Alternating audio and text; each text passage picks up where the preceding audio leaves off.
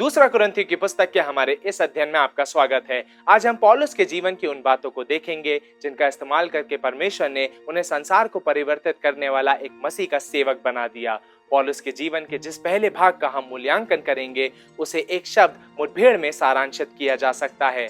पौलुस की व्यक्तिगत तौर पर मुठभेड़ होती है जिसमें वह दमिश्क के मार्ग पर महिमित मसीह को देखते हैं। पौलुस इस मुठभेड़ के बारे में तब बताते हैं जब वह राजाओं, राजपालों, धार्मिक अगुओं और हत्यारों के झुंड के सामने खड़े होते हैं। दमिश्क की सड़क पर हुआ अनुभव उनके जीवन को बदल देता है। वह एक महान मिशनरी, पासबान, शिक्षक तथा लेखक बन जाते हैं। वह निस्संदेह रूप से कलीसिया के इतिहास में सबसे अधिक प्रभावशाली मसीही बन जाते हैं। ऐसा एक भी मसीही नहीं है जो उनकी सेवकाई से प्रभावित ना हुआ हो। हालांकि वह एक निपुण रब्बी और विद्वान थे, सही मायने में अपने समय के महान ज्ञाता थे, लेकिन दमिश्क की घटना उनके मन को परिवर्तित करके नया बना देती है। उसके बाद वह किसी भी चीज को पहले के समान नहीं देखते हैं। उसके बाद पौलुस की बहुत सी व्यवहारिक और आत्मिक मुठभेड़ें होती हैं। इन्हीं में से एक का वर्णन दूसरा कुरिन्थियों अध्याय 12:2-4 में किया गया है। मैं मसीह में एक मनुष्य को जानता हूँ। 14 वर्ष हुए कि ना जाने देह सहित ना जाने देह रहित परमेश्वर जानता है, ऐसा मनुष्य तीसरे स्वर्ग तक उठा लिया गया। मैं ऐसे मनुष्य को जानता हूँ, ना जाने देह सहित ना जाने देह रहित परमेश्वर ही जानता है कि स्वर्ग लोक पर उठा लिया गया। और ऐसी बातें सुनी जो कहने की नहीं और जिनका मुंह पर लाना मनुष्य को उचित नहीं। निश्चय ही वह अपने बारे में बात कर रहे हैं। पौलुस की मुठभेड़ से जुड़ी बहुत सी बातें हैं जिनके बारे में वह हमें नहीं बता सकते हैं। स्वर्गीय अनुभव से जुड़ी ऐसी बहुत सी बातें हैं जो पौलुस की समझ में भी नहीं आती हैं। लेकिन हम यह जानते हैं कि पौलुस उस विचार से उभर नहीं पाते हैं। उस समय के बाद से पौलुस का हृदय हमेशा स्वर्ग की बड़ी तस्वीर पर ही लगा रहता है। पौलुस को अपना हृदय पृथ्वी की सेवकाई में लगाने के लिए अत्यधिक अनुशासन का पालन करना पड़ता है। पौलुस हमें स्वयं बताते हैं कि वह मसीह के पास चले जाने की इच्छा और इस संसार में रहकर मसीह की सेवा करने की बुलाहट के बीच दुविधा में जीवन व्यतीत करते हैं। वह फिलिपियों अध्याय 1 में कहते हैं कि उनके लिए इस संसार को छोड़कर जाना अच्छा होगा, लेकिन वहां के लोगों को उनकी जरूरत है, इसलिए वह इस संसार में ही रहना चाहते हैं। यह वह भाग है जो उन्हें बाकी के सेवकों से अलग बनाता है। वह दूसरों की तुलना में स्वर्ग की वास्तविकता को अच्छी तरह से जानते हैं। दूसरा कुरिन्थियों में पौलुस उस वास्तविकता का वर्णन करते हैं कि सुसमाचार के सेवकों के पास एक अलौकिक दिव्य ज्योति होनी चाहिए, अर्थात सेवकों की श्रेष्ठता। एक सेवक एक मेल मिलाप किया हुआ विश्वासी है जिसे लगातार मेल मिलाप करने वाला सेवक बनाया जाता है। मेल मिलाप कराने वाले सेवक दूसरों से अलग तरह का जीवन जीते हैं। उन्हें इस संसार के अन्य लोगों के समान जीवन व्यतीत नहीं करना चाहिए, बल्कि पौलुस इस पत्र में हमसे कहते हैं कि हमें अविश्वासियों के साथ असमान जुए में नहीं जुटना है, क्योंकि अंधकार और ज्योति के बीच कोई संगति नहीं होती। संसार में एक विश्वासी और एक अविश्वासी के बीच में अनेक असमानताएं होती हैं और यह अंतर होना चाहिए। कौन सी बात अंतर लाती है? एक अंतर यह है, एक सेवक अर्थात मेल मिलाप किए हुए यीशु के चेले के हृदय का एक हिस्सा सर्वदा स्वर्ग की ओर लगा रहता है।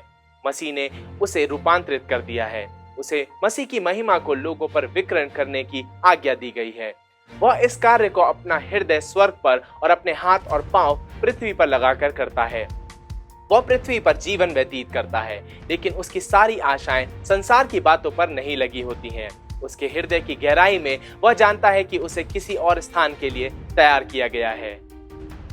पौलुस के जीवन का हैरान कर देने वाला पहलू उनके कष्टों के बारे में बताता है। पौलुस हमें इस बारे में दूसरा कुरिन्थियों अध्याय 12:7 में बताते हुए लिखते हैं, इसलिए कि मैं प्रकाशनों की बहुतायत से फूल ना जाऊं, मेरे शरीर में एक कांटा चुभाया गया, अर्थात शैतान का एक दूत की मुझे घूंसे मारे ताकि मैं फूल ना जाऊं। संभवतः उनके शरीर में जो कांटा चुभाया गया है वह उनकी बीमारी है या कुछ और भी हो सकता है।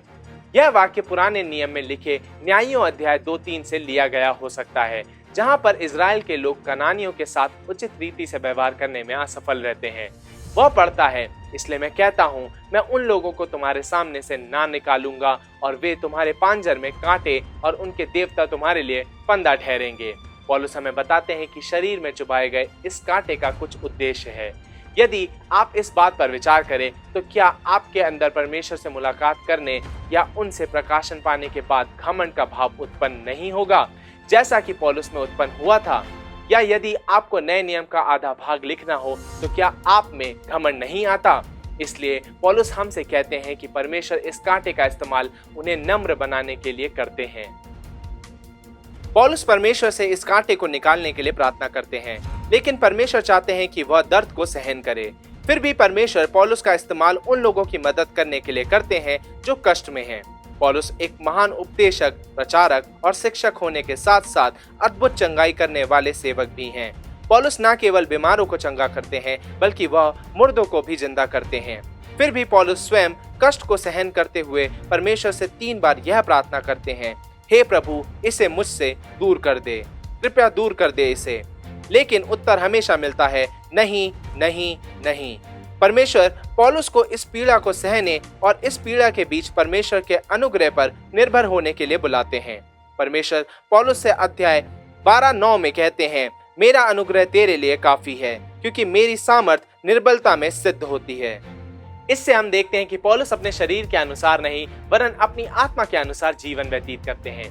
गलातियों और रोमियो दोनों को ही लिखे अपने पत्रों में पौलुस शरीर और आत्मा में जीवन व्यतीत करने के बारे में लिखते हैं। शरीर में जीने का अर्थ है कि आप सारे कामों को अपनी इच्छा अनुसार कर रहे हैं। आप अपने लक्ष्य को प्राप्त करने के लिए अपनी पूरी ताकत लगा रहे हैं। बाइबल में शरीर शब्द का अर्थ बहुधा परमेश्वर द्वारा बिना हस्तक्षेप किया गया मनुष्य का स्वभाव होता है। पौलुस कहते हैं कि आपको इनकी चाह नहीं करनी चाहिए। जो कुछ मनुष्य बनाता है वह विफल हो जाएगा और मनुष्यों का सब घमंड उनकी प्रकट महिमा के सामने शांत हो जाएगा। आपको आत्मा में जीवन बिताने और आत्मा के फल उत्पन्न करने की आवश्यकता है, क्योंकि वही फल सदा तक स्थिर रहने वाला है। अब पौलुस को शरीर में नहीं वरन आत्मा में रखने के लिए परमेश्वर पौलुस के जीवन में समस्याओं को आने देते हैं। हमें इस समस्या की असल प्रवृत्ति पता नहीं है। कई लोगों का मानना है कि हो सकता है उन्हें आंखों की दिक्कत हो, क्योंकि हम गलातियों में उनकी आंखों के देखने की शक्ति में कमी आने के जिक्र को देखते हैं। वह उनकी भावनात्मक समस्या भी हो सकती है, जैसे कि कोई संघर्षपूर्ण अभिलाषा। हमें निश्चय तौर पर यह पता नहीं है, लेकिन एक बात तो पक्की है, परमेश्वर पौलुस से कहते हैं, मैं तुम्हें दुर्बल ही रखूंगा, क्योंकि मेरी सामर्थ दुर्बल लोगों के जीवन में प्रकट होती है। इसी से लोग जानेंगे कि जिस सामर्थ की आवश्यकता तुम्हें है वह मेरी ओर से मिलती है, तुम्हारी ओर से नहीं। इसलिए परमेश्वर से प्रार्थना करें कि परमेश्वर आपकी दुर्बलताओं को इस रीति से इस्तेमाल करे कि उसके द्वारा संसार में परमेश्वर का सामर्थ प्रकट हो सके। यदि आप बलवंत और स्वस्थ हैं, तब आप परमेश्वर से प्रार्थना करें कि वह आपको अपनी सामर्थ में चलने में मदद करे, ना कि अपनी ताकत में। कई लोगों ने कष्ट और नुकसान के समय में लोगों द्वारा उठाए जाने वाले सामान्य कदमों पर ध्यान दिया है। सर्वप्रथम वे इनकार करते हैं, फिर गुस्सा करते हैं, फिर निराश होते हैं और फिर स्वीकार करते हैं। स्वीकार करने के अंतिम स्तर पर शांति मिलती है। बाइबल के एक प्रसिद्ध शिक्षक थे जिन्हें यह बताया गया था कि उन्हें एक दीर्घकालिक और अपंग बनने वाली बीमारी है, अर्थात बहुविध ऊतक दृढ़न। उनकी पहली प्रतिक्रिया मना करना थी। वह प्रतिदिन 4 से 8 मील 8 से 13 किमी जॉगिंग करते थे और वह इस बात पर विश्वास नहीं कर सके कि उनके भीतर शारीरिक सीमाओं का विकास होने के कारण वह आने वाले समय में दौड़ नहीं पाएंगे। एक बार अपनी इनकार करने की स्थिति में उन्हें दुकान से कुछ चाहिए था, इसलिए वह अकेले खरीदारी के केंद्र पर गए और वह एक दुकान से दूसरे में अपने सामान की खोज में जाते रहे। वह बहुत दूर निकल गए। केंद्र से निकलने के बाद जो केवल उनकी कार से 40 मीटर की दूरी पर था, वह घास पर गिर गए। लोगों ने सोचा कि वह मदिरा पिए हुए हैं। वह उठ नहीं पाए। उन्हें वहीं पर बैठकर आराम करना पड़ा। अंत में वह कार तक पहुंचे, लेकिन वह कार को चला नहीं पाए। उनके पैर बहुत कमजोर हो गए थे। उन्हें अपने पैरों को उठाकर एक को क्लच पर और दूसरे को ब्रेक पर रखना पड़ा। उन्हें याद है कि उन्होंने प्रभु से प्रतिज्ञा की, यदि मेरी कार घर पहुंच गई तो मैं ऐसा मूर्खतापूर्वक काम अपने जीवन में फिर कभी नहीं करूंगा।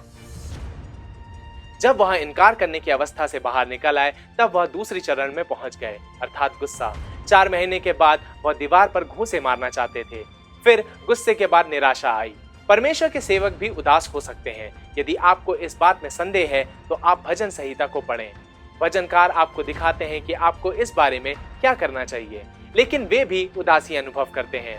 उसके बाद वह मोल भाव करते हुए नजर आते हैं।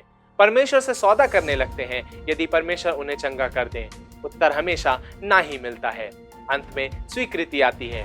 उनके लिए स्वीकृति ठीक उसी रूप से आई जिस रूप से वह पौलुस को आई थी। वह जानते थे कि परमेश्वर उनसे बहुत काम करवाना चाहते हैं। अन्य बातों के अलावा परमेश्वर उनके द्वारा बाइबल अध्ययन सामग्री विकसित करवाना चाहते थे, जिनके अध्यायों का अध्ययन आप अभी कर रहे हैं। देखिए, 20 वर्षों तक यह कार्य उनके हृदय में बसा हुआ था, लेकिन यह तब तक पूरा नहीं हुआ जब तक परमेश्वर ने उनकी सीमाओं को विस्तृत नहीं किया, जिसके कारण परमेश्वर के कार्यों को पूरा करने के लिए उन्होंने अपनी गति को धीमा किया। परमेश्वर को हमारे जीवन को देखकर यह कहने का अधिकार है, मैं तुम्हारे जीवन और सेवकाई में कुछ कार्य करना चाहता हूँ। तुम स्वस्थ अवस्था या आत्मनिर्भर अवस्था में इस कार्य को पूरा नहीं कर सकते, इसलिए मैं दुर्बलताओं को तुम्हारे जीवन में कार्य करने की अनुमति दे रहा हूँ।